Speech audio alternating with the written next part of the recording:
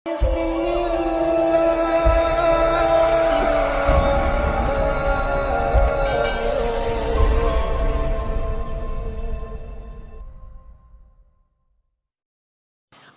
diangkat Abdullah bin Ubay bin Salul, diangkatlah Nabi Muhammad SAW. Inilah asal mula dendam Abdullah bin Ubay bin Salul kepada Nabi sampai jadi orang tokoh paling munafik yang diabadikan dalam Al-Quran. Yang mau saya ceritakan, generasi tadi orang-orang Yahudi yang nanti membuat keonaran di masa Nabi, sifatnya diwariskan pada generasi setelahnya. Tidak sedikit juga yang baik-baik, Pak. Jadi Yahudi itu nggak semuanya buruk. Ada yang baik, ada yang bagus keislamannya, tapi ada yang terwarisi oleh sifat-sifat keburukan sebelumnya. Siapa di antaranya? Abdullah bin Saba. Saya ulang ya. Kalau lan harfun nafyin wastiqbalin, huruf yang menafikan sesuatu sampai kapanpun, istiqbal. Tapi kalau la harfun nafyin saja, tidak ada istiqbal. Kalau sekarang tidak, mungkin ke depan bisa. Jelas ya? Masih ada peluang. Kata Allah, nih perhatikan baik-baik.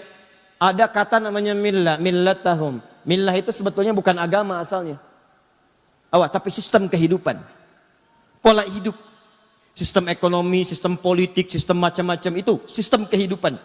Nah kata Allah, orang-orang Yahudi itu punya tipikal. Tidak akan senang sampai kapanpun orang lain berada di atasnya. Jadi kalau dalam urusan politik mesti unggul di atas. Gak boleh ada yang naik ke atas. Kalau ada yang naik, dia mesti turun. Di ekonomi juga demikian, dia harus kuasai. Ya pasar modal kuasai, sistem ekonomi kuasai, bank kuasai. Gak boleh ada yang naik. Kalau kelihatan satu negara mau naik, turunin lagi. Bikin krisis, bikin macam-macam. Turun. Jelas ya? Nah, tapi kalau Nasara tidak pakai la. La artinya masih besar kemungkinan peluang. Kalaupun dalam urusan dunia bekerja sama dengan orang Nasara dibandingkan Yahudi. Walaupun ada kesamaan, sama-sama juga tidak suka kalau orang Islam yang naik ke atas. Jelas ya? Nah, simpan ayat ini, saya mau kembalikan kepada persoalan tadi. Maka di masa itulah kemudian, tidak senang ada Aus dan Khazraj naik ke atas, maka apa yang terjadi? Pertama mereka bikin perjanjian. Perhatikan baik-baik nih. Ini nanti akan dibawa sampai ke Nusantara. Ayo perjanjian damai, Pangeran Diponegoro dipanggil, begitu datang ditangkap. Nih perhatikan nih, asalnya dari sini. Ini akar mulanya nih. Datang kemudian dituliskan perjanjian. Begitu selesai dituliskan perjanjian, kita harus bersama-sama menjaga Yathrib. Kalau ada yang nyerang, kita bela sama-sama. Kita bekerja sama dengan baik. Baru dituliskan, belum kering tinta itu. Berapa masa setelahnya, kekhawatiran di kalangan mereka semakin memuncak. Diseranglah kemudian Aus dengan Khazraj. Dari belakang. Serang, sampai mereka minta bantuan kepada klan dari Aus Khazraj yang berada di wilayah Syam. Syria dan Damaskus dan sekitarnya. Datang bantuan, dikalahkan, pukul, hancur orang Yahudi pada saat itu. Maka mereka mengajukan perdamaian. Kami damai aja, damai. Singkatnya berdamai mereka. Di sini kemudian saya ingin katakan satu hal yang penting. Ketika mereka berdamai, tertulis di tulisannya perdamaian. Tapi di belakangnya mereka berpikir, bagaimana caranya dalam suasana damai itu mereka tetap kalah di hadapan kita. Maka dimunculkanlah satu isu. Difikirkan oleh mereka dengan teori yang kelak dipraktekkan oleh para penjajah di Nusantara ini dengan nama Divide et Impera. Diadu domba. Anda bayangkan, dombanya di Garut yang ngadinya orang Yahudi. Diadu oleh mereka. Maka dibikin isu, di Khazraj dibikin isu, di Aus dibikin isu perpecahan. Saling serang akhirnya, dari situ tumpahlah permusuhan besar sampai bertahun-tahun, puluhan tahun terus antar generasi. Kalau ada satu luka di Aus, mesti luka di Khazraj. Kalaupun lukanya mungkin cuma kepleset di jalan Aus, di sana pun mesti luka juga. Di istilahnya kalau di sini ada yang kepleset, sana harus kepleset juga. Di sini ada yang meninggal, sana meninggal juga. Sampai kira-kira berlangsung cukup lama, mereka bosan, mereka sadar kita sedang dikerjai nih oleh sosok-sosok yang tak nampak. Maka mereka putuskan kita harus punya satu pemimpin yang dengan pemimpin itu bisa mendamaikan kita semua. Maka mereka lihat kriterianya hampir ditemukan pada seorang bernama Abdullah bin Ubay bin Salul. Begitu mereka lihat di kriterianya ada nih. Tapi takdir Allah menetapkan lain. Di tahun itu ketika mereka akan merekomendasikan Abdullah bin Ubay bin Salul, sekelompok dari mereka pergi ke Mekah. Untuk datang, sebagian berniaga, sebagian menunaikan haji. Bertemulah dengan sosok mulia Nabi Muhammad SAW. Berbaiat kepada Nabi, disampaikan infonya ke suku mereka. Begitu disampaikan, dikirim utusan yang kedua. Nanti ada baiat kepada Nabi, ada baiat Ridwan dan seterusnya. Maka mereka mengatakan, kami sudah merindukan kau datang ke Madinah. Datanglah ke Madinah, maka kami akan angkat engkau sebagai seorang pemimpin. Singkatnya terjadi peristiwa hijrah dengan sahabat Abu Bakar, sampai kemudian ke Yathrib, datang ke Yathrib, belum jadi Madinah pada saat itu.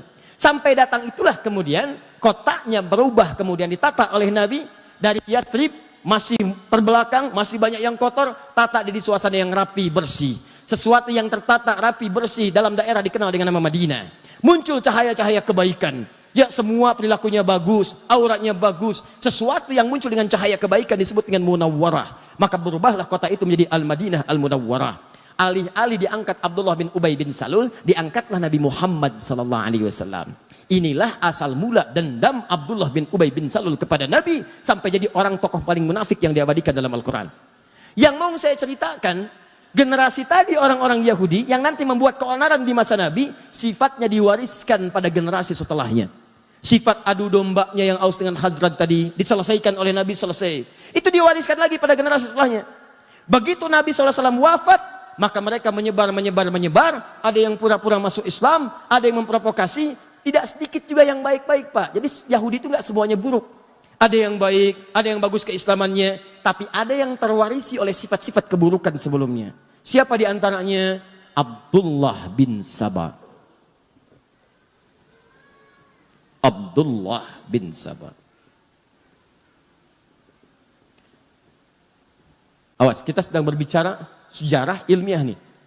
Dan tidak menyoal kalangan atau manapun. Ya, dikala nanti ada yang keberatan, duduk kita diskusi. Dan kita buka fakta sejarahnya. Sepakat ya? Nah, lihat sini. Ini di antara tokoh Yahudi yang konon disebutkan dalam sejarah pura-pura masuk Islam. Dan ini salah satu sosok yang terwarisi oleh tipikal buruk Yahudi-Yahudi sebelumnya. Padahal Nabi sudah obati itu. Aus Khazraj saya persaudarakan, kata Nabi. Yahudi-Yahudi yang lain silahkan boleh tinggal. Kita berniaga, dudukan, bikin piagam Madinah. Tapi apa yang terjadi? Ada yang berkhianat. Suku-suku yang 3 tadi saya sebutkan tadi berkhianat. Menyalahi kesepakatan. Bahkan ada yang hendak membunuh Nabi. Apa yang Nabi lakukan? Allahu Akbar. Yang sudah buruk tak terobati, maka dihukum dengan hukum negara. Hukum, eksekusi. Yang lain keluar. Mereka keluar diusir dari Madinah. Bukan karena Nabi yang usir, karena perilaku mereka sendiri. Sebelum ke Madinah itu tidak pada diusir. Usir ini, diusir, ditanggung di Madinah, diperbaiki. Diberikan pelayanan yang bagus, cuman berbuat onar juga. Maka dikeluarkan karena perjanjian yang sudah dibuat. Nah itu ketika menyebar keturunannya, menyebar sifat-sifatnya, maka diantaranya tertularkanlah kepada sosok ini. Ini eksis di zaman sahabat Uthman bin Affan radhiyallahu ta'ala anhu.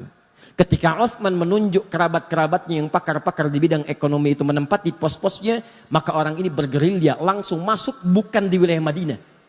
Karena kenal Madinah itu. Orang Madinah semua kenal Uthman. Uthman itu orang baik, gak mungkin nepotisme, gak mungkin milih yang salah dan sebagainya. Maka dia masuk ke wilayah yang sulit dijangkau pada saat itu untuk memberikan informasi yang cepat. Datanglah dia ke Mesir di Afrika Utara. Dari Mesir. Mesir itu bukan Arab ya, secara geografis. Mesir itu Afrika Utara. Cuma bahasanya bahasa Arab. Secara kebahasaan disebut negara Arab. Tapi secara geografis disebut dengan Afrika Utara. Masuk wilayah Afrika Utara. Sama dengan Libya, Tunisia, Maroko, Aljazair itu wilayah Afrika Utara. Maka dia datang ke Mesir. Apa yang dia katakan di Mesir? Dia sebarkan isu bahwa khalifah saat ini, satu, telah melakukan nepotisme. Nepotisme. Dia pilih kalangan dari kerabat-kerabatnya saja. Tahan sebentar. Tahan. Sesuatu yang dituduhkan kepada orang lain dan itu tidak nyata, maka dalam bahasa Al-Quran itu disebut dengan fitnah namanya. Jelas? Sesuatu yang dituduhkan kepada orang lain dan sifatnya tidak nyata, maka itu disebut dengan fitnah namanya. Keburukan orang lain dibincangkan, nyata sifatnya, tanpa sepengetahuannya, maka itu disebut dengan gibah namanya. Jelas? Maka dituduh Uthman dengan sesuatu yang tidak nyata. Tuduh. Maka muncul fitnah. Uthman nepotisme. Dan berita ini kan gak seperti kita sekarang. Kalau sekarang ada berita di Amerika, sekian detik bisa kita klik. Kejadian di Ranca Ekek, kita berdoa semoga Allah muliakan dan sabarkan saudara-saudari kita insya Allah. Dan kita juga insya Allah kita apa yang kita bisa bantu, kita bantu saudara-saudari kita. Ada kejadian puting beliung kemarin itu kan. Kejadian di Ranca Ekek itu sedunia tuh bisa mengakses. Tsunami-nya di Banten yang bela sungkawanya banyak, kirimkan duka cita dari Turki, dari sini, langsung nampak. Ini zaman Utsman telepon belum ada, email nggak nampak, WhatsApp belum kepikiran, BBM tuh belum dikreasikan, nggak ada. Jangankan zaman Utsman, ya 80 tahun ke belakang, 50 tahun ke belakang, 30 tahun ke belakang, 20 tahun ke belakang, orang haji aja kan belum menemukan pesawat seperti sekarang. Berangkatnya pakai kapal laut. Kalau ada kabar dari Mekah nyampainya 6 bulan kemudian. Itu baru 20 tahun kemudian. Kalau orang berangkat haji pakai kapal, dilepas, nunggu-nunggu nggak datang-datang. Udah pada lupa baru datang. 6 bulan setelahnya. Nah, kebayang bagaimana zaman Utsman. Utsman tidak tahu apa yang terjadi di Mesir nih, jaraknya terlampau jauh. Ternyata sudah bergerilya. Gerilyaan itu ke orang-orang yang mudah kemudian diprovokasi. Ke kalangan bawah, disebarkan isu. Yang kedua, ini yang mau saya katakan. Dan ini nanti nyampe ke kehidupan kita sekarang. Kata Abdullah bin Sabah itu, dia membentuk kelompok-kelompok pengikut-pengikut, dia katakan, sebetulnya yang paling layak untuk dapat kursi khalifah itu bukan Utsman, tapi Ali. Tahan. Sebetulnya yang paling layak itu bukan Utsman, tapi Ali. Coba lihat. Nabi Isa saja, Nabi Isa dikatakan naik ke langit, wafat akan turun. Apalagi Nabi Muhammad kan yang paling mulia. Tentu sebelum Nabi Muhammad dibangkitkan sebagai orang pertama, akan mengutus nanti generasi-generasi penerusnya. Sebagai wakil dari ajaran-ajaran Nabi. Itu yang akan membimbing. Maka dihembuskanlah. Siapa coba menurut Anda yang paling dekat hubungannya dengan Nabi? Maka dilihat. Ini kan yang paling pertama masuk Islam dari kalangan pemuda yang paling baik. Ali. Ali itu termasuk keluarga juga. Bahkan anak dari pamannya. Bahkan menantu Nabi juga. Anaknya jenius. Pemuda yang paling hebat. Teman-teman sekalian, itu orang daerah, orang kampung yang tidak tahu info. Utsman juga mulia, menikah dengan tadi 2 putri Nabi, dimuliakan oleh Nabi, disebut ahli surga. Bahkan satu masa ketika Utsman akan masuk ke satu kebun, riwayat Abu Musa al-Ash'ari, kata Abu Musa al-Ash'ari, saya minta izin dulu pada Nabi. Kata Nabi, persilahkan dia masuk, akan masuk seorang ahli surga yang diuji dengan musibah. Seorang ahli surga diuji dengan musibah. Nah, info-info ini nggak banyak nyampe, masuk ke kalangan bawah, diprovokasi. Yang bagus tuh Ali, yang hebat Ali dan sebagainya. Padahal dua-duanya mulia. Maka orang-orang awam ini mudah kemudian disulut, masuk ke kelompok Abdullah bin Sabah, maka dikenal dengan pengikut Sabah, namanya Sabaiyah. Abdullah bin Sabah dikenal dengan Sabaiyah. Saya agak cepat sedikit ya, mohon maaf karena waktu kita itu sangat singkat. Tahan. Maka terkumpul di wilayah Mesir. Dia coba infiltrasi wilayah Madinah, begitu masuk mental. Jadi karena orang tahu Utsman tinggal di Madinah, tahu kebiasaan Utsman, jadi begitu akan menyoal Utsman, sebetulnya Utsman begini ya, jangan bicara tentang Utsman. Utsman lebih baik dari apa yang Anda katakan. Utsman kok nempatkan saudaranya di situ? Utsman itu lebih paham, karena Utsman itu pakar di bidang ekonomi, dia tempatkan mungkin salah. Mental. Dia pergi ke daerah. Setelah itu apa yang terjadi? Setelah diprovokasi masanya makin banyak, maka Abdullah bin Sabah kemudian masuk dan mengatakan pada pengikutnya di wilayah Mesir itu, datanglah kalian kemudian ke kota Madinah. Sampaikan protes kalian. Kepung tulisannya Utsman. Datangi Utsman di sana. Maka mereka bergerombolan datang ke wilayah ini, datanglah ke Madinah. Ini yang datang ini bukan cuma datang. Ada yang bawa pedang, ada yang bawa pisau, ada yang bawa pentungan besi. Datang. Begitu intelijen menyampaikan kepada Utsman ada pergerakan dari wilayah Afrika Utara menuju ke sini. Apa isu yang dibawa? Mereka ingin minta penjelasan kepada Khalifah Utsman bin Affan. Kenapa mengangkat saudaranya begini. Apakah benar Ali paling utama dan sebagainya. Maka Utsman karena disebutkan kemudian Ali, nepotisme dan sebagainya, Utsman perintahkan Ali, kamu kasih penjelasan. Apa kata Ali? Saya katakan dari awal, ingat kata-kata saya? Bukankah di antara yang paling jenius di antaranya Ali bin Abi Thalib? Ali mengatakan kepada Utsman kurang lebih bahasanya, ya Khalifah, akan lebih baik kalau Anda langsung yang menemui rakyat menjelaskan. Kalau saya jelaskan bisa, tapi tingkat kepuasannya berbeda. Kalau orang datang ke istana, ke pusat kekuasaan, maka Ali menyampaikan satu pendapat yang sangat brilian, dan ini warisan dari Nabi SAW. Akan lebih baik kalau pemimpinnya langsung yang menemui, karena itu akan memberikan kepuasan tersendiri kepada rakyatnya. Utsman ketika mendengar usulan itu, bagus usulannya, baik saya akan temui. Demikianlah kalau di lingkaran sekitaran pemimpin ada orang-orang yang mengusulkan kebaikan, maka pemimpinnya akan ikutan baik. Beda kalau di sekitarannya ada orang-orang yang tidak baik. Orang dah datang berbondong-bondong, ini pergi. Ini jadi masalah. Lalu, saya sedang berbicara tentang hal yang lain ya. Jangan pikirkan yang tidak-tidak. Ya, saya bicara tentang Ali, bukan Jainuddin. Ini contoh-contoh, bukan saya nggak nyolong yang lain-lain. Hati-hati. Oh, ingat ya, catat kata-kata saya. Alhamdulillah. Baik. Baik, alhamdulillah. Sebetulnya inisiatif itu bagus, tapi menghapus pada yang saatnya belum dihapus, itu yang masalah. Ya, itu sampai jangkrik aja nyari mana tulisannya katanya. Nah, ini jangkrik Mekah nih, ada kesini. Oh lalat, nih saya tulis lagi ya. Lihat nih, Quran surat kedua. Ayat 1, kamu ada pindah dulu. Nah, lihat sini, dah ya. Nah, oh pindah langsung pergi. Ayo hapus lagi. Alhamdulillah. Sudah? Maka Utsman menerima usulan Ali bin Abi Thalib. Kemudian disampaikanlah, diterima itu semua. Ayo datang, terima dengan lembut. Kalau bahasa kita, kenapa kemari? Kami gak puas, marah tuh masa. Utsman tenang aja. Tenang aja, marah ini itu. Itu nggak ditahan tuh. Bawa pedang dibiarin, bawa pentungan dibiarin. Bahkan Utsman kasih pengumuman. Tidak boleh ada di antara semua keluarga saya, semua sahabat dan kerabat semuanya, yang kemudian menghunus pedangnya untuk melarang mereka. Menghunus pedangnya untuk bisa mencegah mereka. Biarkan mereka dengan pedang yang datang. Dan Utsman hadapi dengan kelembutan. Kembalikan ke sarungnya, kata Utsman. Maka Ali tidak mengeluarkan. Bahkan berkomentar, kalau saya ingin sekali jadi pembela Utsman pada saat itu, tapi kalau saya keluarkan, maka saya jadi orang pertama yang bermaksiat pada pemimpin saya. Maka semua taat kepada pemimpinnya, sarungkan, masukkan kembali, biarkan mereka datang. Maka semua menunggu. Dan Utsman meminta, semua kerabat-kerabat yang ada dekat saya, pulang kalian ke rumah, pulang. Karena yang akan diminta pertanggungjawaban saya oleh Allah, maka saya akan hadapi. Semua diminta pulang. Supaya Utsman ingin menunjukkan bahwa persoalan kebijakan ditanya, saya jelaskan sendiri.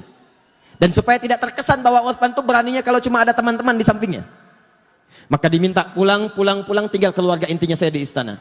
Datanglah orang-orang itu dengan jumlah yang sangat banyak, bahkan di riwayat disebutkan melebihi jumlah sahabat yang memang pada saat itu sudah ada di lingkarannya. Datang mereka, apa kata Utsman? Setiap ditanya, jawab. Setiap ditanya, jawab.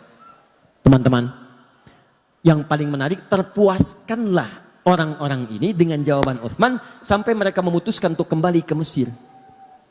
Tapi apa yang Anda tidak ketahui adalah, begitu Utsman melakukan dialog dengan masyarakat tadi, Abdullah bin Sabah mengintai apa yang dijawab oleh Utsman. Begitu melihat tanda-tanda orang-orang ini puas dengan jawaban Utsman, maka dia pergi lagi ke kerabat Utsman bernama Marwan bin Hakam. Dia sampaikan, ada orang-orang yang berniat memang mencelakai Utsman. Tuh lihat, datangnya dia bawa pedang. Datangnya bawa besi. Datangnya bawa pisau. Maka tolong kamu buatkan memo, dituliskan di kopnya, kop pemerintahan. Kop khusus untuk Utsman. Karena ini keluarga kerabat tidak tahu nih. Dan belum sempat klarifikasi ke Utsman, karena tempatnya berbeda. Datang cepat tuh. Marwan kerabat, orangnya baik juga. Maka apa yang terjadi? Dituliskan di situ. Perintahkan kepada gubernur Mesir, ketika mereka datang sampai sana, tolong hukum mereka, karena mereka berniat untuk mencelakai khalifah. Apa yang terjadi? Orang-orang ini kembali kemudian ke Mesir, dengan perasaan yang sudah puas dengan jawaban Utsman bin Affan. Tapi di perjalanan, mereka dibisikin lagi oleh Abdullah bin Sabah. Tahukah kalian buruknya Utsman bin Affan? Utsman itu beda dengan Ali. Utsman itu kalau di depan bilangnya A, di belakang bisa B. Kalau nggak percaya, kalian dititipin surat kan?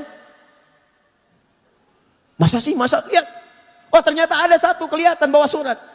Begitu kelihatan coba buka suratnya. Mungkin buruk untuk kalian. Begitu dibuka, terbukalah kemudian di situ. Perintah untuk mengeksekusi orang-orang ini karena mencoba untuk membunuh khalifah. Maka mereka marah. Dikira Utsman yang melakukan tipu daya. Maka datang mereka kembali mengepung langsung tanpa bicara, tanpa apa-apa. Utsman, kamu penipu, Utsman, kamu pembohong. Datang langsung merangsak jumlahnya cukup banyak, kembali ke istana.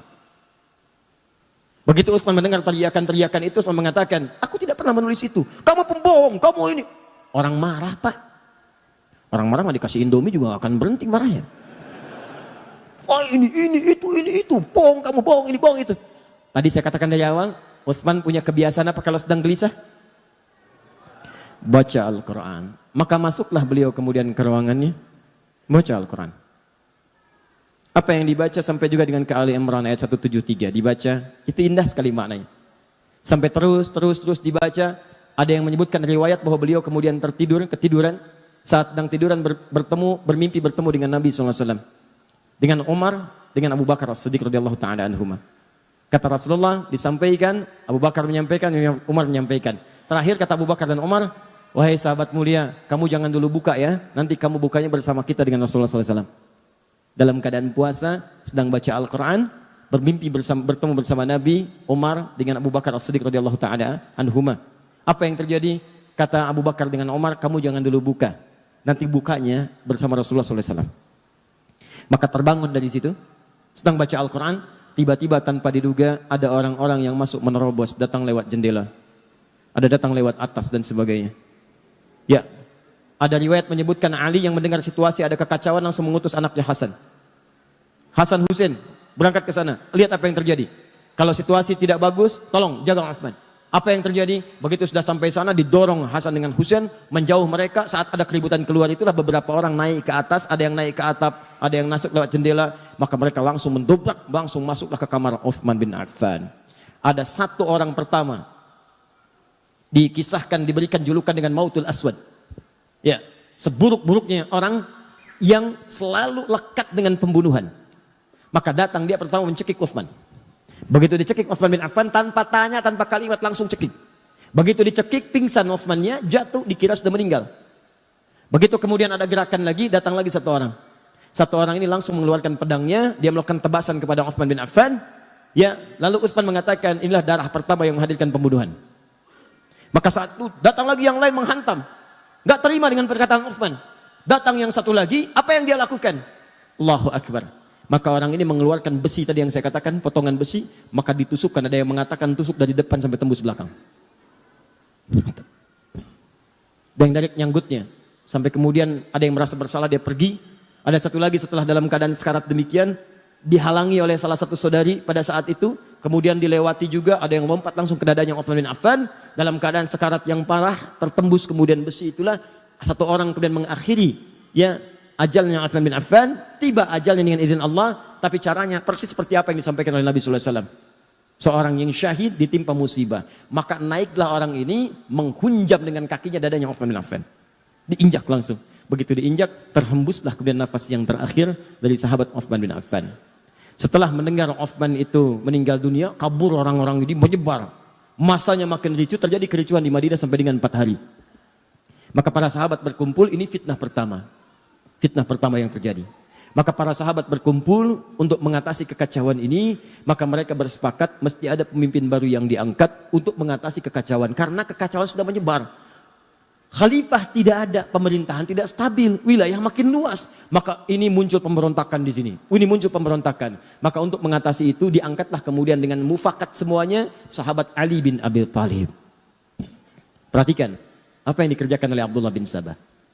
Begitu Ali diangkat, dia gerilya lagi. Ini yang kita nantikan. Ini yang paling hebat. Saat yang bersamaan, dia juga masuk ke wilayah-wilayah sahabat-sahabat dari keluarga Utsman bin Affan, Bani Umayyah. Di Bani Umayyah itu siapa saja? Banyak. Ada Muawiyah, ada Amr bin As, ada yang jadi gubernur di Damaskus di Syria. Masuk info pelan-pelan dari bawah. Kalau Ali sengaja tidak menolong Utsman supaya Utsman cepat meninggal dan digantikan oleh Ali bin Abi Thalib. Masuk fitnah lagi. Tuh lihat bagaimana hembusannya tidak berhenti sampai di situ. Begitu wafat diangkat Ali sibuk menyelesaikan pemberontakan. Padamkan ini, padamkan itu, padamkan ini. Sementara Abdullah bin Sabah melihat seperti itu, dia melihat, ini kalau begini terus peluang saya habis dengan kelompok-kelompok saya. Maka dia masuklah kemudian lewat orang-orang terdekat dari kalangan sahabat, termasuk istri Nabi SAW, Sayyidah Aisyah. Dia masuk ke Talha radhiyallahu ta'ala anhu. Dia masuk ke Zubair, Ibnu Zubair radhiyallahu ta'ala anhu. Masuk ke wilayah sahabat. Terutama masuk ke wilayah sahabat yang dekat hubungannya dengan Utsman bin Affan, klan Utsman, sampai ke Bani Umayyah. Mereka katakan, perhatikan tuh, Ali itu memang benar-benar sibuk dengan kekuasaan sampai lupa menghukum kisos orang yang telah membunuh Utsman bin Affan. Sebetulnya masalah gampang, kalau ini dikisos selesai masalah. Tuh lihat cara berpikirnya. Padahal pemberontakan itu sudah banyak pada saat itu. Maka ketika infiltrasi yang buruk ini masuk, disebarkan isu, maka menyebar kemudian. Jadi panaslah kalangan-kalangan itu. Datanglah perwakilan mereka kepada Ali bin Abi Thalib, mengatakan, Ali, ini sudah berlalu, kenapa belum dikisos mereka? Kata Ali, sebentar, ini kan yang datang masa. Masa ini harus diteliti satu-satu. Harus ada bukti yang jelas, berikan saya waktu. Begitu menyampaikan demikian, tak puas semua, nggak bisa, ini nggak bisa, disulut lagi dari bawah. Sampai terjadi kemudian perang Jamal, perang unta. Diprovokasi, masuk kemudian ke lingkungan para sahabat yang lainnya. Ingat teman-teman sekalian, para sahabat itu mulia, udul. Jangan katakan apakah para sahabat mudah terprovokasi, bukan. Karena cara pandang sahabat bukan provokasi, iya. Cara pandang sahabat pada hukumnya. Sebagian mengatakan kalau salah, ketahuan harus segera dihukum. Mereka tahu yang salah si fulan, tapi Ali berpendapat buktinya perlu jelas dulu. Kan sekarang juga dua alat bukti yang jelas, demikian kan? Sahabat tahu ini pelaku si fulan, si fulan, si fulan. Cuma Ali perkenankan saya mengumpulkan bukti dulu. Yang lain minta segera dikisos karena sudah tahu si fulan. Ali bertahan dulu sampai mengumpulkan bukti yang kuat. Dikacaukan ini oleh tadi para penyusup tadi. Maka diprovokasi, kalian sahabat Nabi, kalian orang mulia, ini nanti akan diminta pertanggungjawaban oleh Nabi. Kenapa tidak dihukum? Tegur Ali. Sampai terjadi perang Jamal. Jamal itu unta. Karena peperangannya pada saat dipimpin oleh Sayyidah Aisyah menggunakan unta. Begitu sedang berperang itulah kemudian kata Ali dan para sahabat yang lain, ini unik nih. Sholatnya pernah sama-sama, pernah beribadah sama-sama. Dan mereka menegakkan nilai sama-sama. Yang satu prinsipnya baik, yang lainnya juga baik. Tegakkan hukum, yang kedua siap menegakkan, kami kumpulkan bukti. Dua-duanya benar ijtihadnya. Yang salah itu yang memprovokasi. Maka apa yang terjadi? Yang terjadi adalah dua-duanya mengatakan, tolong ya, kalaupun kita berperang, ini bukan untuk memusuhi, ini untuk menegakkan apa yang kita kemudian telah pahami. Jangan saling melukai. Ini aneh Pak, saling berperang tapi jangan terkena sabatan pedang. Kalau bisa jangan orangnya, untanya aja. Itu terkenal dalam sejarah. Jadi begitu bertemu, gak ada yang mau duluan. Nih, siapa yang menjadikan kacau situasi pada saat itu? Kelompoknya ini. Ini yang masuk. Dia yang masuk eksekusi duluan beberapa sahabat. Sehingga Talha syahid. Ibnu Zubair syahid. Tercatat hampir 4.000 sampai 6.000 sahabat syahid pada saat itu. Wafat. Maka semakin kacau situasi pada saat itu. Dihadirkan kemudian segala hal dan sebagainya. Sampai beritanya sampailah ke Damaskus, ke Syria. Pada tokoh yang masih sangat kuat pada saat itu. Teman-teman sekalian, dari klan Bani Umayyah. Pada kekuasaan Muawiyah. Sampai dengan ke Amr bin As. Kemudian diantara pendukungnya. Maka ketika Ali menjelaskan situasi pada Sayyidah Aisyah, ini begini, beliau memahami akhirnya. Oh ternyata ini ada yang provokasi, ini begini, duduk. Semua duduk. Tapi itu tidak sampai kepada Syam di Syria. Yang saya katakan tadi, belum ada pesawat, belum ada telepon. Berita yang sampai di sana, pendukungnya Utsman dianiaya oleh Ali, bayangkan. Sehingga ketika Ali mengatakan kita harus jaga stabilitas ini. Lebih baik kuatkannya pemerintahan dulu. Aisyah akhirnya ya mengakui kita bayat. Semua bayat. Tenang. Tapi sampai ke Syam itu nggak nyampe beritanya. Akhirnya apa yang terjadi? Diprovokasi. Karena ini sudah perlakuan yang buruk, maka kami, kata ini nih, pengikut ini datang ke sana, kami hanya akan mengangkat khalifah bukan Ali, yang kami angkat Muawiyah saja. Maka diangkatlah kemudian khalifah di sana sampai mendeklarasikan sebagai khalifah baru. Anda bayangkan tuh, fitnahnya luar biasa. Maka apa yang terjadi? Sudah nggak sempat, konon ada yang menyebutkan Muawiyah kirim utusan untuk klarifikasi, tapi di tengah jalan kemudian dieksekusi. Begitu dieksekusi oleh kelompok dari sini, sempalan sini, nyampe berita ke sana, Ali yang eksekusi.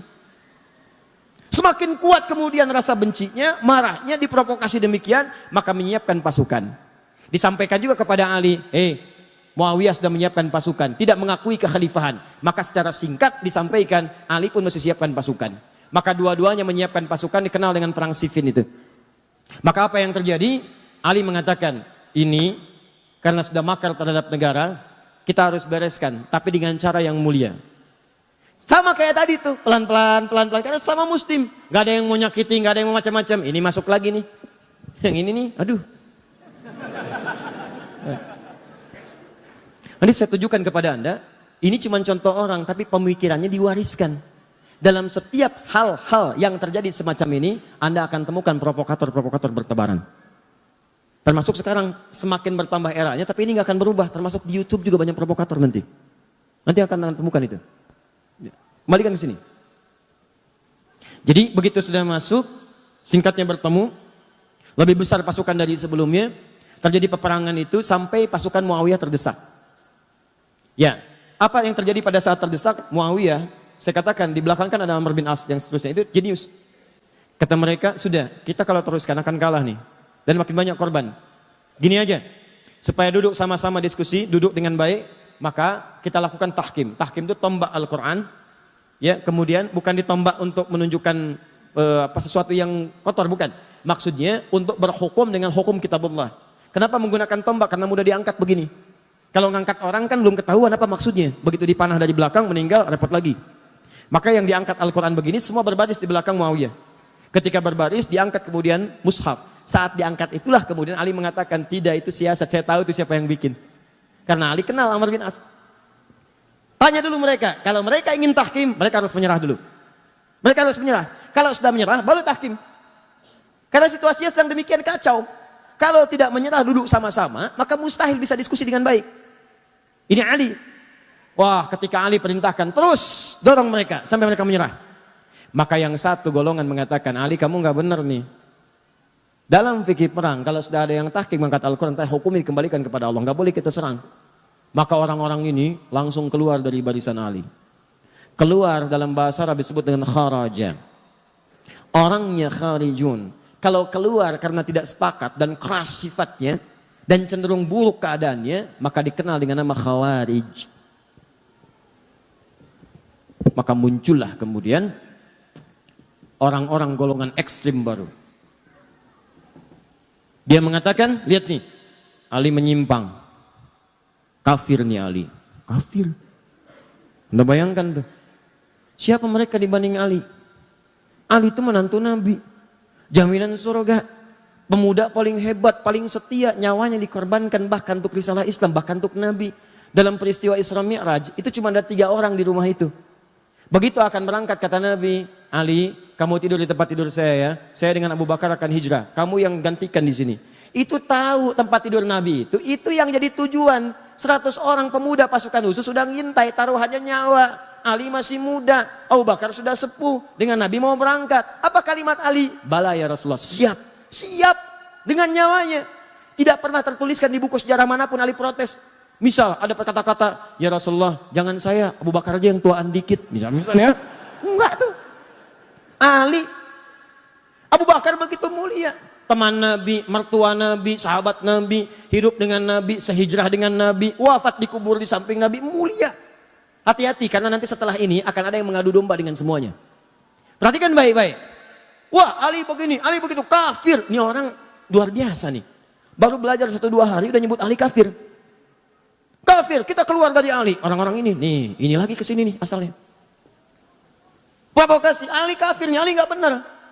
Melanggar ketentuan Allah, kafir Ali, maka keluar dia. Mereka ini termasuk menyalahkan Muawiyah karena berontak kepada Ali, termasuk menyalahkan Ali karena tidak menyelesaikan itu dengan tahkim. Maka mereka memandang Muawiyah itu kafir, Ali kafir.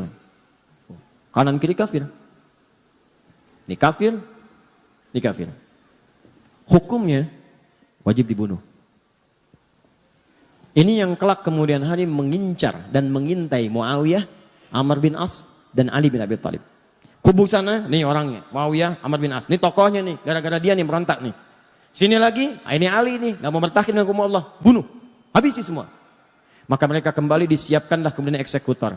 Dilihat di mana Muawiyah, di mana Amr bin As, di mana Ali. Maka disiap-siapkan pada satu subuh, direncanakan pembunuhan. Cuma takdir berkata lain. Ali datang ke masjid untuk menunaikan salat. Muawiyah konon diriwayatkan sedang sakit tidak bisa berangkat. Amr bin As bisa mengelak. Maka gagal pembunuhan kepada Muawiyah dan Amr bin As. Dan Ali kemudian wafat dalam tusukan-tusukan yang telah disiapkan oleh golongan-golongan ini. Kelak golongan ini bertransformasi, mewariskan pemikiran-pemikiran mereka, walaupun kelompok-kelompoknya itu tidak nampak ke permukaan. Sedikit tapi doktrin dia begitu jahat. Pokoknya kalau beda dengan mereka, kafir. Nih. Dan hukumnya bunuh, eksekusi, bom, apapun itu. Mau bom panci, bom kulkas, bom ini, bom itu, pokoknya harus mati. Terus sekarang tuh, makanya hati-hati ya. Saya ingatkan hati-hati nih. Ini yang saya katakan. Kita masuk kepada intinya. Ini termasuk tantangan dakwah di masa kini. Kalau Anda ikut pengajian, ikut taklim, dikit-dikit orang lain kafir. Dikit-dikit orang lain kafir. Wajib hukumnya dibunuh. Orang tua sendiri kafir. Wajib hukumnya disembelih. Tolong mikir dulu. Pikirkan dulu. Itu orang tua melahirkan antum. Mohon maaf ya, mohon maaf. Quran aja mengatakan, ini Al-Quran loh. Quran surah 31 ayat ke-15. Sekalipun antum ada yang masuk Islam, orang tuanya belum muslim. Antum duluan muslim misal, itu tidak boleh Anda menyakiti orang tua dalam urusan dunia. Dalam urusan akhirat silahkan beda-beda. Kalau diajak boleh nolak. Tapi dalam urusan dunia jangan sekali-kali Anda menyakitinya. Apa kata Allah? فَإِنْ جَاهَدَاكَ عَلَىٰ أَنْ تُشْرِكَ بِي مَا لَيْسَ لَكَ بِهِ عِلْمٌ فَلَا تُطِعْهُمَا. Kalau ada orang tua masih non-muslim mengajak kepada perbuatan syirik, ngajak kamu ibadah lagi seperti mereka, kamu tolaklah dengan cara yang lembut. Jangan ditaati. Lihat. Wasahibhuma fid dunya ma'rufa. Tapi selama kamu hidup di dunia, maka perlakukan mereka dengan perlakuan yang indah. Kalau punya gaji lebih, berikan hadiah. Kalau punya makanan, bagi. Kalau punya rezeki melimpah, bagi. Dan saat itulah doakan kepada Allah supaya mereka mendapat hidayah. Tiba-tiba datang golongan ini mengatakan, kamu muslim ya? Muslim. Orang tua kamu kafir tuh, bunuh. Ini yang bahaya. Halal darahnya, tumpahkan darahnya. Ada orang pengen minta pendapat ke pemimpin, datang ke istana. Tumpahkan darahnya. Anda siapa? Ini kayak gini nih, tembak, bom, ini semua. Datang kemudian, ke Jalan Tamrin, bawa mobil, dar meledak. Itu yang dibom siapa? Yang meninggal siapa? Dan semua bertentangan dengan hukum Al-Quran. Katanya Anda berpedoman pada Quran. Kata Quran, buka kembali ayatnya teman-teman sekalian. Lihat lagi ayatnya. Siapa yang sengaja merencanakan pembunuhan? Wa may yaqtul mu'minan muta'ammida fajaza'uhu jahannam. An-Nisa ayat 91 sampai 92 itu. Siapa yang merencanakan pembunuhan pada satu orang sengaja apalagi dia beriman, maka balasannya neraka jahannam. Khalidan fiha, kekal di dalamnya, nggak pernah keluar. Anda mau haji, mau umrah, haji setahun sekali, umrah baca Quran sampai khatam, sampai hafal, sampai jadi hafid, tapi sengaja merencanakan pembunuhan terhadap satu orang saja beriman, kata Allah nggak peduli, neraka jahannam, kekal di dalamnya. Wa ghadiballahu alaihi, dan Allah murka kepadanya. Kalau nggak taubat, murka. Anda tidak disukai di Soreang, pindah Ranca Ekek. Nggak disukai Ranca Ekek, pindah Kota Bandung. Kota Bandung nggak suka, pindah lagi Bekasi. Banyak harapan di Bekasi, harapan indah, ujung harapan, sampai ke Duta Harapan dan seterusnya. Tidak disukai di sana, pindah. Di Indonesia nggak disukai, pindah. Tapi kalau Allah tidak menyukai Anda, mau pindah kemana? Wala'anahu, dilaknat dia, wa'adalahu adzaban 'azima, dan dijanjikan siksa berkali lipat. Pertanyaan saya, orang beriman yang mana yang mau punya cita-cita masuk neraka jahanam? Makanya tolong dipikir dulu. Kalau ada yang ngajak-ngajak bom ini, bom itu, masuk markas polisi, bom, bu. Itu di sana banyak orang-orang beriman, masuknya musola juga. Masuknya masjid juga. Ini masjid diror. Masjid diror dari mana? Apa kriterianya? Lihat dulu. Bahaya orang kayak gitu. Itu waktu kejadian bom Jalan Tamrin itu. Saya di Lampung langsung ditanya, Ustadz, apakah bom di Jalan Tamrin termasuk jihad fisabilillah? Saya bilang, Pak, sependek pengetahuan saya, jihad fisabilillah itu jihad di jalan Allah, bukan di Jalan Tamrin. Kaidahnya lain, Pak. Paham ya? Kemudian ketika mereka keluar dari barisan Ali itu disebut dengan Khawarij dan melahirkan paham tadi. Jadi hati-hatinya kalau pengajian itu ada yang begitu.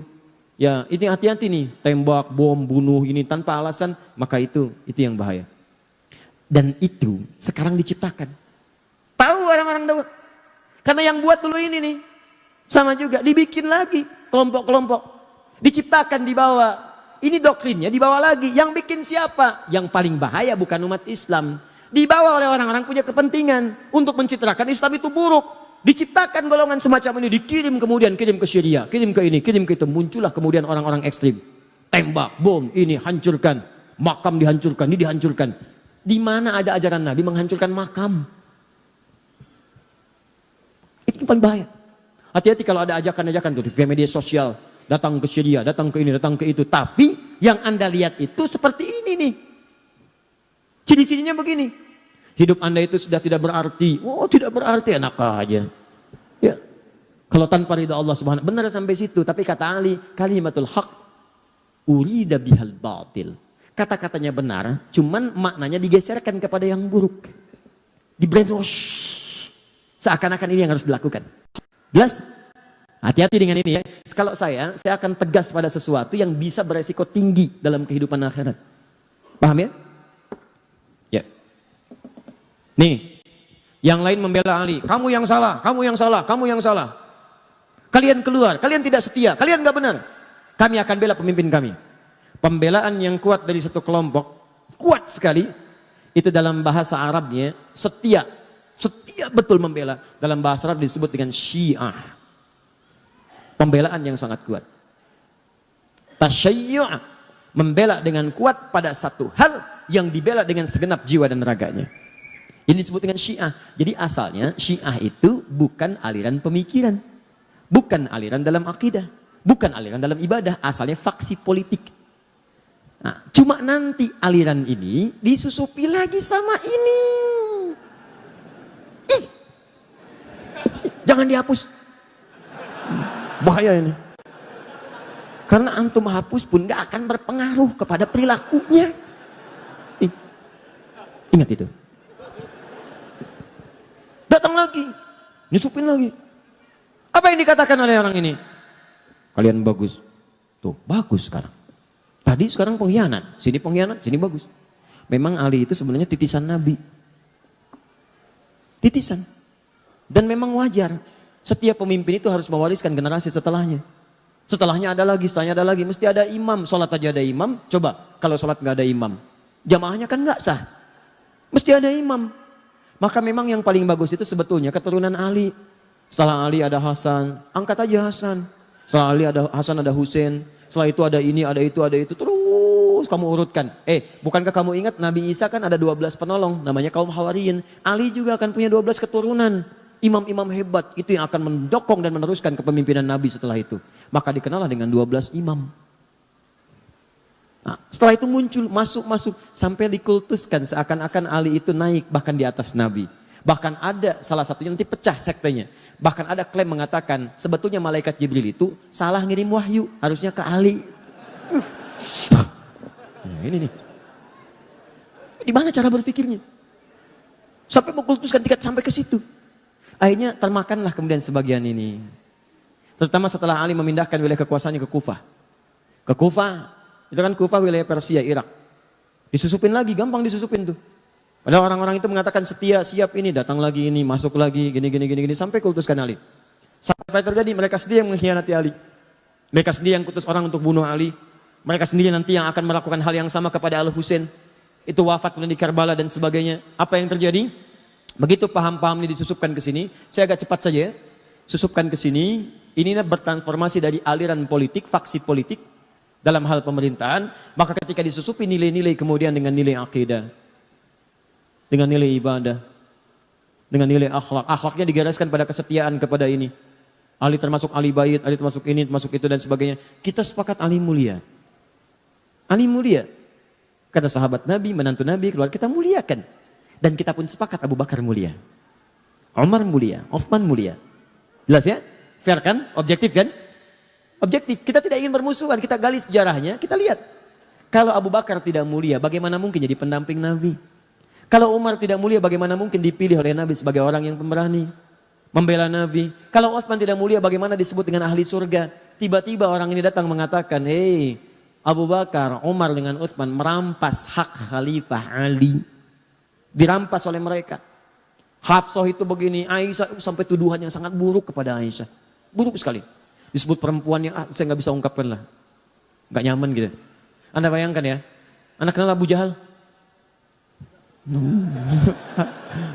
Udah ngapus yang salah. Kenal Abu Jahal. Luar biasa. Cuma di sore yang tapi nggak apa-apa mas, di Palembang ada yang kenal Firaun. Jadi sampai mana tadi? Nah, rampas. Aisyah dituduh. Anda bayangkan Abu Jahal aja, itu kan musuh Nabi paling buruk.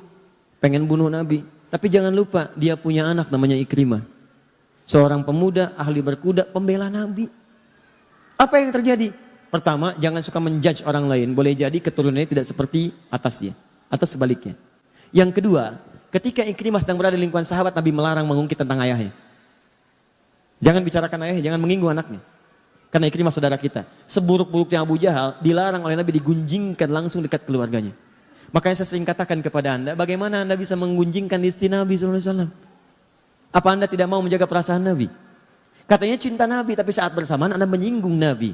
Dengan cara apa? Menyinggung sahabatnya, menyinggung istrinya dan sebagainya. Nah, ini dimasukkan ke dalam doktrin ini, sehingga ini menjadi doktrin dalam aliran-aliran kepercayaan, akidah, masuk kepada bahkan ranah ibadah dan sebagainya. Sampai mengatakan setelahnya, setelah ini berkumpul makin kuat, bahkan mengatakan, hadis-hadis pun ada yang ditukar. Yang benar hadisnya semua dari Ali.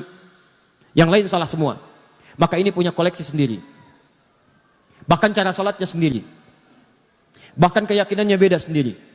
Mesti ada imam, mesti ada ini, mesti ada itu. Kalau tak taat pada imam maka dari segi keimanannya kurang. Mesti taat. Rukun Islamnya Islam. Rukun imannya iman. Tapi jumlahnya beda. Karena nanti ada kepatuhan iman pada imamah, pada imam. Dan imam itu sifatnya maksum. Ini berbahaya lagi karena yang maksum cuma Nabi. Jadi maksum itu dijaga dari salah. Cuma Nabi dan Rasul. Manusia lain tidak ada. Maka ini masuk doktrinnya, imamnya maksum. Ya, bukan namanya maksum, bukan. Sifatnya katanya maksum. Sebutkan tuh 2, 3. Maka ini menyebar. Terus sampai Ali wafat pun menyebar juga. Terus sampai kekinian. Bertransformasi, sampai keluar fatwa-fatwa ulama, sampai ngasih pertimbangan. Tapi juga mengajak kita dengan cara yang lembut. Karena memang ada orang yang sudah nggak paham dari kecilnya udah begitu. Dari lahir udah diajak begitu. Maka pada yang seperti ini jangan keras juga.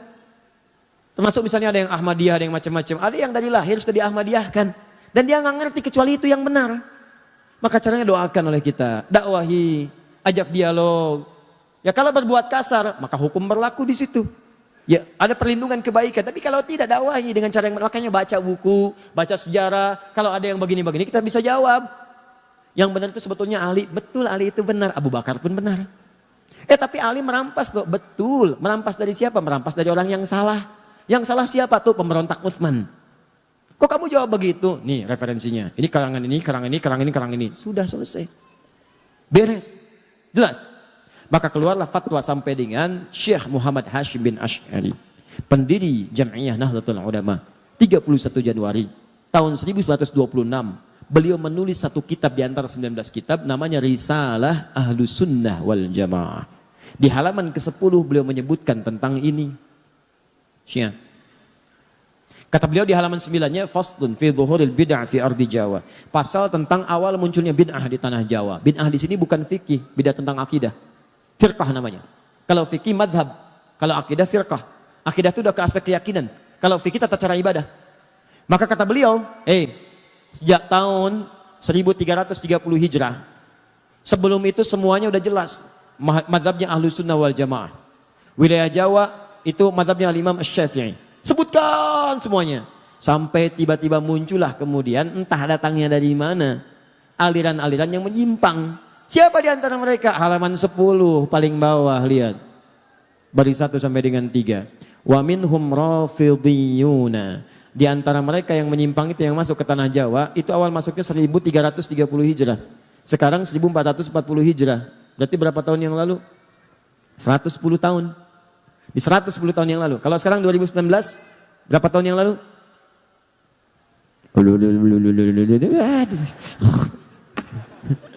Ya pokoknya 110 tahun yang lalu. Ya, baik, datang ke tanah Jawa.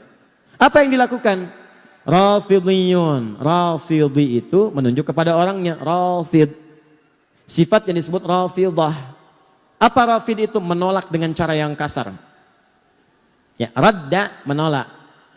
Tapi menolak dengan cara yang kasar. Rafadha. Minum mas. Terima kasih. Itu lembut. Ini minum mas. Non sianawan aing. Luar biasa. Siawani ka aing, siawani aing sieun. Pokoknya. Itu rafadha namanya. Itu mas. Begitu ditolak orangnya namanya Rafid. Jamaknya Rafidhiyun. Kenapa disebut dengan Rafidhiyun? Karena mereka menolak keabsahan Khalifah Abu Bakar, Umar dengan Uthman. Tolak oleh mereka, enggak benar. Karena mereka menolak semua riwayat yang datang dari klan-klan ini. Hadisnya salah, ininya salah, keyakinannya salah. Mereka punya klan sendiri. Maka kata Syekh Hashim, lihat, yasubbuna sayyidana Abu Bakrin radhiyallahu ta'ala anhu wa Umar bin Khattab radhiyallahu ta'ala anhu. Mereka kerjaannya seringkali mencela Abu Bakar dan Umar khususnya. Cela habis. Cela. Semua yang salah. Anaknya Abu Bakar cela. Pokoknya perlakuannya buruk gini. Hafsah anaknya Umar cela juga. Nggak layak jadi istri Nabi. Bahkan disebut Nabi itu dijebak. Bagaimana Nabi bisa terjebak? Perempuan tidak baik. Bagaimana Nabi bisa menikah dengan perempuan yang tidak baik? Ini kan akal kita aja menolaknya. Coba Anda bayangkan. Tolong ya, pakai sedikitlah kecerdasan kita. Kita itu manusia, 90% akal kita itu, otak kita 90% cerdas. 5%-nya jenius. Lambat 5%, lambat itu bisa pindah naik. Tolong dari 90% pakai 1% aja. Masa iya Nabi ditipu sampai menikah dengan perempuan yang tidak baik? Bagaimana Allah bisa mengizinkan itu? Nabi kan maksum. Coba kita sadari dengan baik itu. Maka apa yang terjadi setelah itu? Dimunculkan ini semua. Kata Syekh Hashim, hati-hati dengan aliran ini. Wa yubaliguna hawa Sayyidina Ali bin Abi Thalib radhiyallahu ta'ala anhu. Dan mereka terlampau mengkultuskan Ali bin Abi Thalib. Kata beliau, kita menghormati Ali. Beliau keluarga Nabi, kita menyayanginya. Kita bersalat kepada Nabi dan keluarganya. Kita juga menyayangi Abu Bakar, disebutkan hadis-hadisnya. Menyayangi Umar, disebutkan hadisnya. Hadis tentang berprasangka baik pada sahabat. Hadis berbuat baik pada sahabat. Bahkan beliau menukil hadis halaman 11 di pertengahan. Apa yang beliau katakan? Lihat, kata Nabi, mengutip kata-kata Nabi. Kalau Rasulullah SAW akan bersabda, apa yang beliau sampaikan? Akan datang pada satu masa bagi kalian. Akan datang di satu masa bagi kalian sekelompok orang yang mereka senang mencela sahabat-sahabat saya. Hadis selesai. Jika Anda menemui mereka, lihat ini. Fala tusalli bihim wala tusalli ma'ahum. Jangan sholat dengan mereka, jangan disolatkan oleh mereka. Maksudnya mereka jadi imam, kalian makmum. Jangan berjamaah dengan mereka. Fala tunakiuhum, jangan besanan dengan mereka. Tuh, awas tuh, keras sekali kalimatnya, keras. Bahkan nanti ada nada-nada ancaman. Itu hadis Nabi disebutkan. Maksud beliau menampilkan ini ada perbuatan yang salah. Beliau bukan memaksudkan mencela orangnya. Nabi bukan memaksudkan memburuk-burukkan orang, bukan. Maksudnya waspada, ini aliran sangat bahaya. Bisa memecah belah, bisa ribut nantinya. Maka cara kita adalah balas dengan cara-cara terbaik dengan menerangkan. Ini loh maksudnya awalnya begini. Paham ya? Nah, maka kalaupun ada di sekitaran kita yang seperti itu, pertama kita berdoa kepada Allah. Semoga mendapatkan hidayah untuk jadi baik dalam kehidupan. Yang kedua, kitanya pun belajar, baca lagi, baca sejarah, sehingga ketika nanti diskusi kita punya argumentasi, terangkan. Kalau sudah kita terangkan gak mau juga, itu pilihan masing-masing. Jelas ya? Dan itu dijamin oleh negara, pasal 29 ayat 2. Negara menjamin kemerdekaan tiap-tiap penduduk untuk memeluk agamanya masing-masing dan beribadah memeluk agama dan kepercayaannya itu. Jelas ya? Nah, maka ini tantangan dakwah yang kedua selain tadi Khawarij. Kenapa saya sampaikan ini teman-teman? Karena ini kekinian bertransformasi dan banyak bertebaran di sekitaran kita sekarang. Saya tanya, ada paham-paham yang gampang mencap kafir yang lain? Ada, bahkan sekarang lebih dahsyat. Kalau dulu mikir-mikir dulu, bunuh, itu mikir dulu. Sekarang begitu mudahnya. Tebar bom, tebar ini, tembak, eksekusi dan sebagainya. Dan yang paling berbahaya, gerakannya masif lewat media sosial sekarang. Tahukah Anda?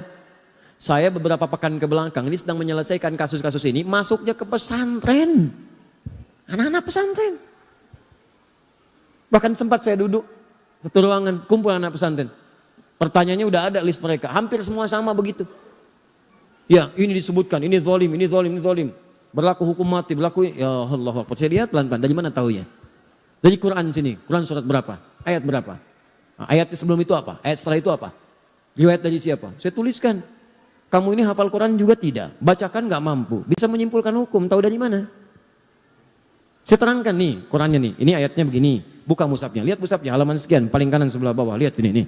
Sebelumnya ini, kaitannya dengan ayat yang ini, kaitan sebelumnya ayat yang ini. Untuk menafsirkan ada namanya siyak, ada lihak, ada sibak. Ustaz apa itu lihak? Lihak itu bukan saudara kamu, lihak itu ini nih. Siyak itu ini, terangkan. Setelah itu baru, oh bukan oh, salah itu. Perbaiki begini. Wah, pelan-pelan berubah. Paham ya? Baik. Sama juga teman-teman sekalian dengan yang kedua ini juga waspada. Ini tidak disukai. Dan yang paling bahaya dari semua itu adalah awal mulanya muncul dari provokasi. Provokator itu termasuk kalangan orang-orang munafik, itu yang langsung diisyaratkan oleh Al-Quran. Yang paling dahsyat tidak disebutkan nama-namanya. Dalam kaidah tafsir disebutkan, kalau ada informasi tidak disebutkan nama, tokoh, tempat, dan kejadiannya, ini menunjukkan kejadian itu akan berlangsung kembali di masa depan dengan tokoh-tokoh yang berbeda. Tantangan dakwah sekarang bukan muncul pada kelompok-kelompok ini semata, nama-nama dan sebagainya. Karena kita sudah paham dari sejarah. Yang paling bahaya itu adalah provokasinya menyebar ke lingkungan dakwah. Dulu Ali disampaikan provokasi, diadu dengan Utsman, diadu dengan Sayyidah Aisyah, diadu dengan Tolha. Mereka ulama, paham fikih. Sekarang ulama juga diadu, ustadz diadu, masuk ke YouTube, Ustadz Adi diadu dengan ustadz lain, potong videonya, hajar 1, 2, 3, dimunculin tuh. Ah, itu juga sama, provokator. Itu keturunannya ini nih yang tadi yang gak dihapus nih. Sama. Akhirnya muncul tahdzir episode 1, episode 2. Sering katakan, gak ada kerjaan. Kalau Anda mau cari kesalahan orang akan selalu ditemukan. Karena saya manusia, antum mau cari sampai kapanpun akan ketemu. Antum yang buang-buang energi. Saya emang gak dirugikan. Saya mah apa tuh? Ya. Coba cek, antum buruk-burukan saya. Pahala antum pindah ke saya, dosa saya diambil antum, apa ruginya saya? Karena itu saya sering katakan gak ada kerjaan. Dan saya gak pernah marah, silakan saya gak akan marah. Saya malah mendoakan antum supaya tobat. Dan kalau saya gak marah, antum juga jangan ikutan marah. Kan aneh ustadz yang gak marah, jamaahnya marah. Jelas ya? Maka ini teman-teman sekalian, kejadian seperti ini mudah diadu-adu. Kenapa gak saling duduk? Yang paling bahaya tadi tuh, sifat-sifat Abdullah bin Sabah tadi. Masuk ke sini, anggap kamu yang paling benar. Masuk ke sini, anggap kamu yang paling benar. Sekarang kenyataan, ikut pengajian, masuk, ini yang paling benar. Yang lain salah semua. Ada nggak sekarang? Ada. Masuk ke sini, jangan ngaji dengan yang itu. Masuk ke sini, jangan begini. Itu salah semua, itu bid'ah. Mau kaji kemana? Ustadz Adi. Oh, Ustadz bid'ah ya? Bukan Ustadz Adi. Tuh. Nah, ini kan jadi persoalan. Itu kalau ada yang demikian-demikian, itu artinya mengakomodir kepentingan-kepentingan buruk di masa lalu. Yang paling aneh adalah Anda menjelek-jelekan Syiah, Anda menyalahkan Syiah dan benar salahnya. Tapi saat bersamaan Anda juga menerima provokasi di masa lalu. Itu kan aneh. Kenapa tidak saling duduk sama-sama duduk? Apa masalahnya? Kunut itu bid'ah. Oh baik, pendapat Anda kunut itu bid'ah. Yang ini kunut itu boleh. Yuk kita temukan apa dalilnya yang bid'ah ini. Baik, yang ini juga punya dalil. Ini dalilnya kuat, ini juga kuat. Yuk kita buka kaidah fikihnya. Kalau sama-sama ada dalil, ini sama, telusuri. Kenapa yang ini tidak kunut, asal mulanya apa? Oh ini penyebabnya. Kenapa yang ini kunut? Oh ini penyebabnya. Ternyata dua-duanya punya pandangan dalil-dalil yang sama, cuma cara menyikapinya berbeda. Maka ini yang disebut dengan tanawu namanya. Silahkan kerjakan. Yang ini benar, yang salah yang tidak sholat subuh. Yang repot kan begini, bid'ah, pokoknya yang kunut semua bid'ah. Gak bisa. Bid'ah itu dolalah, oh itu neraka. Nar. Apa Anda mau mengatakan Ibnu Umar ke neraka? Apa Anda mau mengatakan Al-Hasan ke neraka? Apa Anda mau mengatakan Imam Syafi'i ke neraka? Anda siapa Ferguson? Enak aja. Kita lihat dulu. Ini kan agak aneh. Akhirnya apa yang terjadi? Masjidnya kosong. Kok bisa komplek di sini gara-gara paham tidak kunut, masjidnya kunut. Keluar dari kompleks semua subuhan. Pindah ke tempat lain. Siapa yang memakmurkan di sini? Kalau ada yang kotor di lantai, jangan ditinggalkan rumahnya, sapu kotorannya. Gitu. Dan saling berkenalan, diskusi kan enak. Antum kan tidak akan dihisap dengan kesalahan orang lain. Tapi kalau antum tidak pernah mau duduk, diskusi, ngobrol, bicara, kan pilihan kan masing-masing.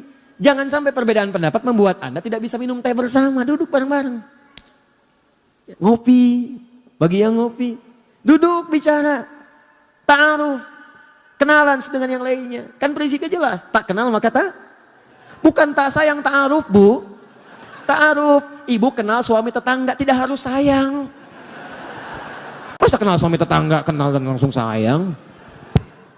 Tak kenal maka taruh. Bisa aja.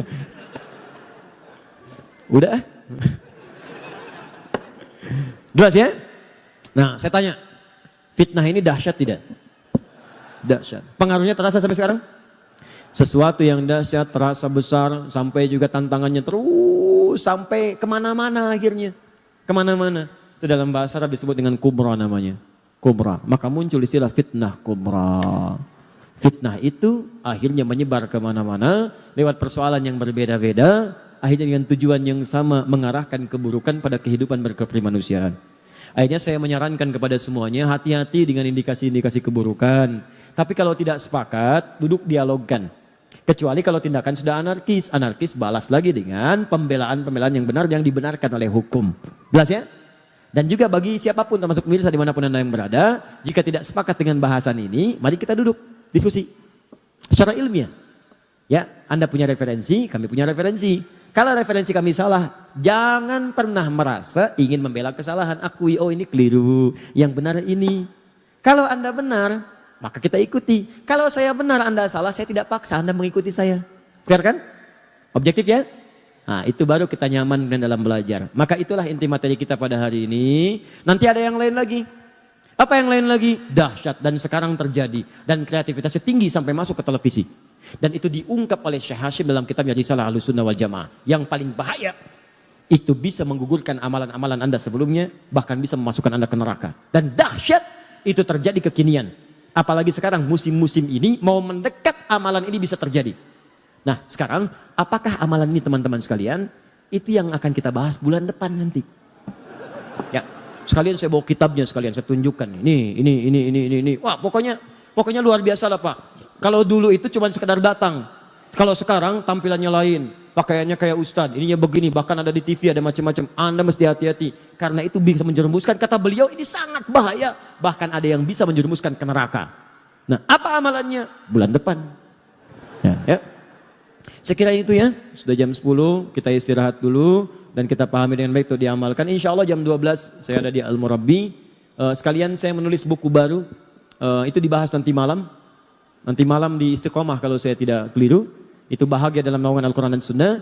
Yang siang di Al-Murabbi kita akan bahas nih. Amalannya ringkas.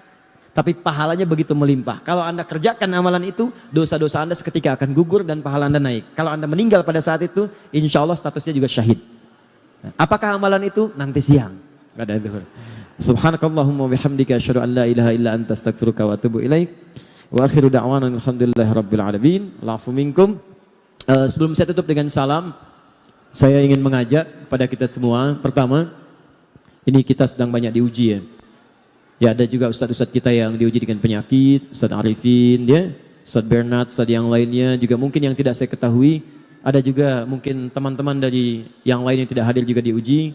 Ini juga ada yang satu orang tuanya sakit, ada yang kanker serviks, ada yang diuji di lingkungan. Kita sama-sama berdoa kepada Allah Subhanahu wa taala, semoga Allah angkat penyakitnya, Allah berikan kesembuhan segera dan Allah muliakan kita semua insyaallah. Allahumma taqabbal minna innaka antas samiul alim wa tub alaina innaka antat tawwabur rahim. Allahumma rabbana ya Allah ya arhamar rahimin salli ala habibikal karim rasulikal mustafa amin sayyidina Muhammadin wa ala alihi wa sahbihi ummati ila yaumiddin.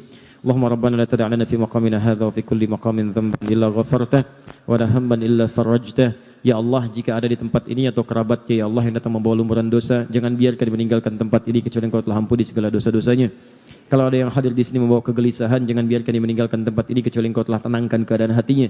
Allahumma wala maridan illa syafaitah. Ya Allah, jika ada di tempat ini atau kerabatnya, keluarganya, teman-teman kami, sahabat kami tengah Engkau uji dengan penyakit seberat apapun, maka mohon angkat dan sembuhkan segala penyakitnya. Allahumma ya Allah ya Rabbal Alamin wala asiran illa yassartah. Jika ada yang hadir di majlis ini membawa kesulitan di rumah tangganya ya Allah, apapun di pekerjaannya atau kehidupan sosialnya, maka mohon dengan keikhlasan amalannya ya Allah, ringankan segala kesulitannya dan hilangkan segala kesulitannya. Allahumma taqabbal minna innaka antas samiul alim wa tub alaina innaka antat tawwabur rahim. Allahumma ikfina ya Allah bi halalika an haramik, ikfina ya Allah bi ta'atika an ma'siyatik, ikfina ya Allah bi fadlika amman siwak. Ya Allah, mohon cukupkan kami dengan yang halal daripada yang haram. Cukupkan kami agar bisa berbuat taat dan menjauhi maksiat. dan cukupkan kami mengharap keutamaan darimu saja daripada yang lainnya. Allahumma rabbana atina fid dunya hasanah fil akhirati hasanah wa qina adzabannar. Bifadlika subhana rabbika rabbil izzati amma yasifun wa salamun alal mursalin. Subhanakallahumma bihamdika asyhadu an la ilaha illa anta astaghfiruka wa atubu ilaik. Wa akhiru da'wana alhamdulillahi rabbil alamin. Assalamualaikum warahmatullahi wabarakatuh.